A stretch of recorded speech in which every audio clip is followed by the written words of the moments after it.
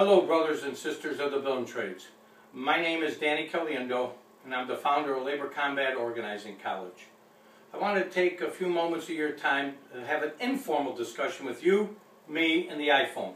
We'll save the slick discussions for another time, if ever.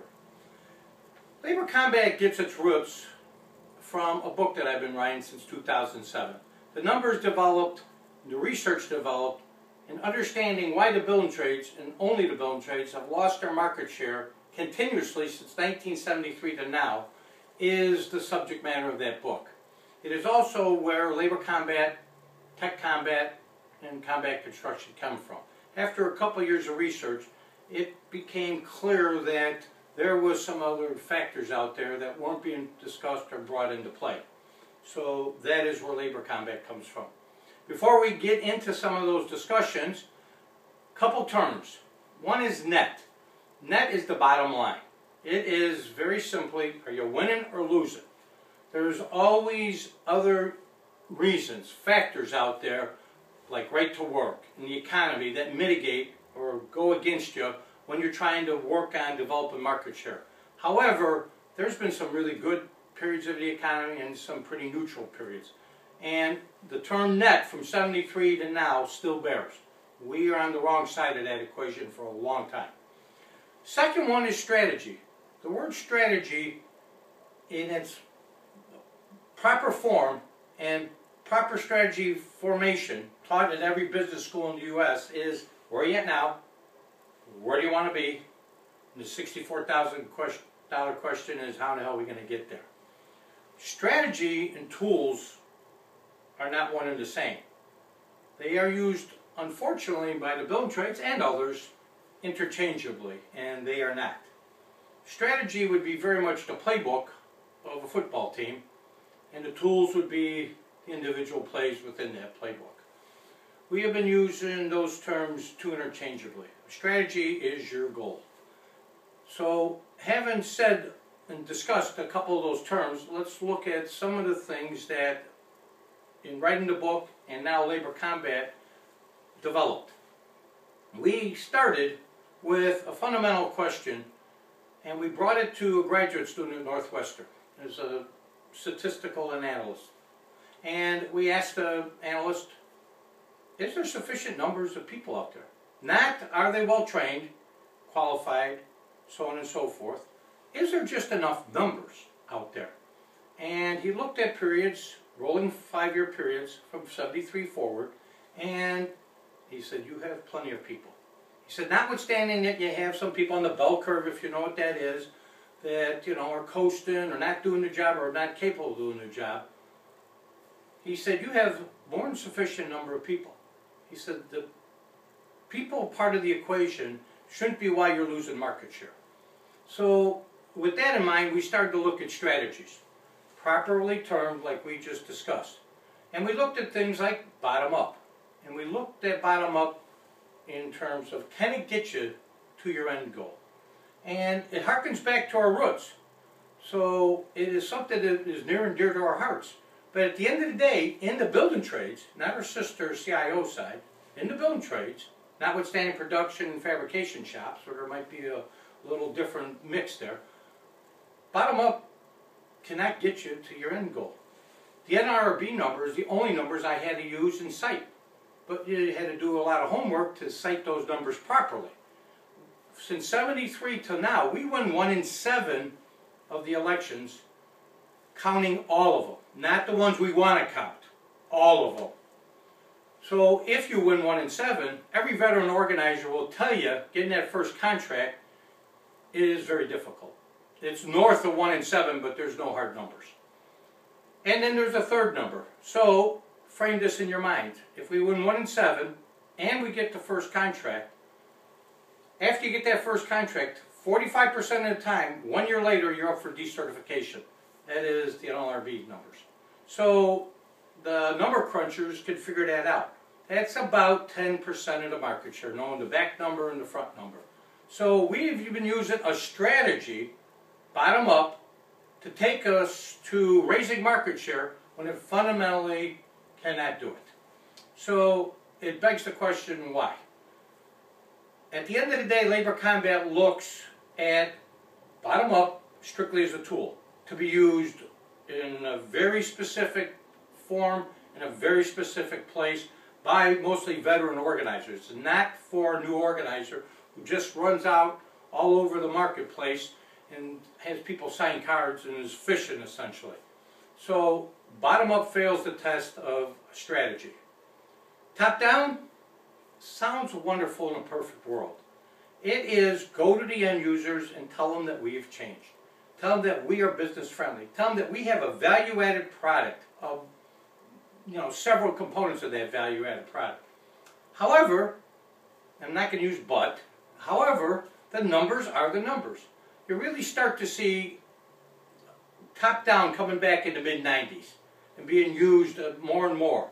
And from mid-90s to 2002, the market share continues to drop.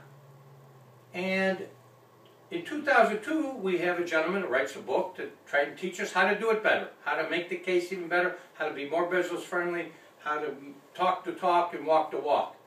However, the numbers are the numbers, brothers and sisters, and they're easily measured. And from 2002 to when the economy fell out in the fourth quarter of 2008, we dropped continuously. And from 2008 till now, we continue to drop, down to where the DOL just reported numbers at all-time lows. So, at the end of the day, top down and bottom up is two go-to strategies, and the vernacular out there is use them in all these combinations. If there was a combination out there that was successful, we'd know about it by now, and everybody would be copying it, quite frankly. So, at the end of the day, they can't get you to where you need to go. So, what's even worse is I've gone to 9 anti-union seminars now. And in those seminars and workshops, they're actually teaching, have for several years now, to bring the union in, to keep your enemies close. That's a page from a playbook that we used to practice. Where do you hold your enemies? Close. When there's a new organizer, there's a new agent, there's a new business manager, new general president, new bill and trades president, you get the drift. Let them come in, let's talk to them, let's throw them a bone once in a while to use our vernacular. If it's a dense union market, which they're few and far between now, we'll keep stringing them along. They get all their information, brothers and sisters, from us. And the ironies there are unbelievable. It's no different than a Special Forces Navy SEAL team being out there and popping up on the battlefield, constantly saying, here I am, and wonder why they get shot. Well, they don't do that. At the end of the day, Labor Combat was brought forward to take a look again at markets in a critical sense, in an area of credit, in an area of clients, in an area of social footprint. Those are the areas that every contractor is vulnerable in, especially the open shop contractors. And we have never really looked at them in that light. All of them have vulnerabilities at some point in time. It's just a matter of bringing that pressure to bear when you need it. And Labor Combat, we do your own market research. We don't talk about theories. We do about a 30 to 50% statistical sample. It's hundreds, if not thousands, of contractors, from residential, if you serve the residential market, all the way up to food chain. And you get to see and touch and feel real live contractors, most of which some of the guys recognize quite readily, and start to look at ownership interests, start to look at locations, start to look at any number of factors, and it's readily available. The days of stick building research now are over. With the way the internet works and the way technology works, this stuff is readily available. We have a couple vendors that really put together some pretty dynamite Excel spreadsheets in which we can start to form or create a template so that when the organizers, the agents go back, they can do a real life sample. But we go way past just knowing the markets and the players. We start to figure out our compression zone. Compression zone is a big word called asymmetrical organizing. Back in the day, 20, 30 years ago, labor might have been big enough to go force on force with big management. We aren't that big anymore.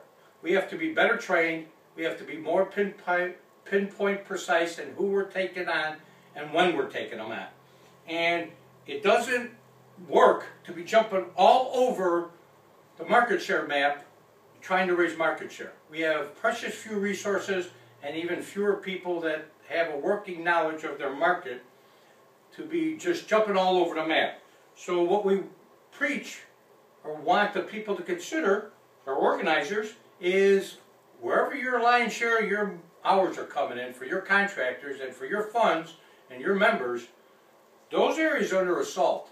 And we better get real tight in those areas, because we want to send a message to the end users and the general contractors. We're contesting in this area.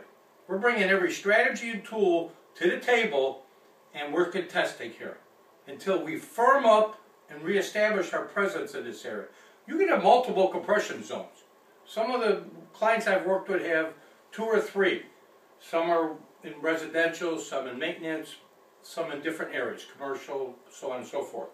But at the end of the day, that compression zone could be tiny, where you have just barely enough contractors left to support a market. Some of them can be under assault. You know the names and players because we develop revenues for all the contractors. We don't use the stated revenues because they're full of bullshit, quite frankly. There's a way to understand revenues. And at the end of the day, we start to figure out once and for all where we need to be on the battlefield, no different than a Navy SEAL team, and be where we're supposed to be, and more importantly, be proactive. The days of reacting to the market needs to stop. When somebody pops their head up with a credit issue, with a social issue, with a client issue, we need to be there to inject our contractors into the mix right then and there and bring social justice. You don't have to do anything silly or stupid. A lot of times the open shop will do the work for you. It's just you got to let that information get to the right sources in the right time, and the rest will pretty much take care of itself.